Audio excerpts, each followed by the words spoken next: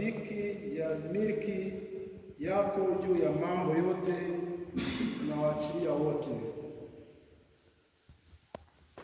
Kwa kuwa iwapo wanadamu hawasadiki ya kuwa umekamilika katika uweza wako, wewe wazidhirisha nguvu zako, tena ukijishughulisha na wale wasiokiri kweli hiyo, waifadhaisha jeuri yao.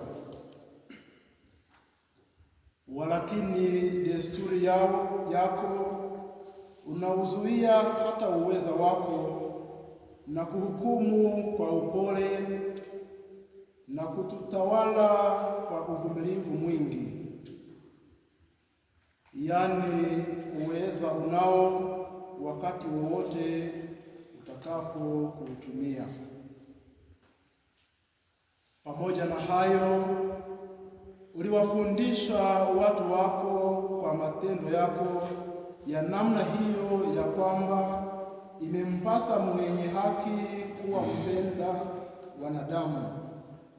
Tena ukawatilia wanao tumaini jema, kwa sababu endapo watu wametenda dhambi, unawajalia toba. Neno la Bwana. Tumshukuru Mungu.